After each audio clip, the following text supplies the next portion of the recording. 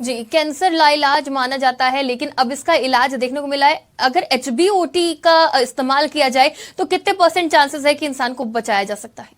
Ma'am, हम ये नहीं बोलेंगे कि ये कैंसर का डायरेक्ट इलाज है। जी, ऑक्सीजन कैंसर के इलाज को सपोर्ट करता है। ओके। हम ये मानते हैं कि ऑक्सीजन के एनवायरनमेंट में कैंसर सेल को मारना इजी होता है। सपोज हम रेडिएशन के साथ अगर ये थेरेपी देते हैं तो रेडिएशन ज्यादा इफेक्टिव हो जाएगा। नंबर 1, मैक्सिमम केस में रेडिएशन के साइड इफेक्ट में ये रामबाण की तरह काम करता है।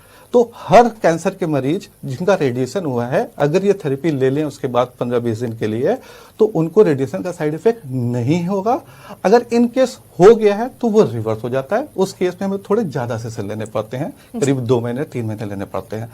तो रेडिएशन के साइड इफेक्ट के लिए रामबाण है। अगर रेडिएशन के जज्बात लिया जाए तो हम उसके साइड इफेक्ट को अवॉइड कर सकते हैं। तो हमारा बस ये सजेशन रहेगा कि अगर कोई रेडिएशन के तुरंत बाद 15-20 दिन की थेरेपी लेता है तो उनको कोई प्रॉब्लम फ्यूचर में नहीं आएगी। अगर बहुत से केस हमारे पास आते हैं जिनको कैंसर है, कैंसर में लोगों को सर्जरी होती है, कीमो ही रेडिएशन हुआ, उसके बाद वो कैंसर फ्री तो हो जाते हैं, बट रेडिएशन के साइड इफेक्ट की वजह से उनका उस एरिया में घाव हो जाता है। सब होता क्या है, जिस एरिया पे रेडिएशन होता है वहां कैंसर सेल के साथ साथ अच्छे सेल, वहां की ब्लड वेसल्स डैमेज हो जाती है, तो उस एरिया में ब्लड सर्कुलेशन स्लो डाउन हो जाता है। उसके बाद जब घाव होता है तो उसका कोई इलाज नहीं है, केवल हाइपरबेरिक ऑक्सीजन थेरेपी है।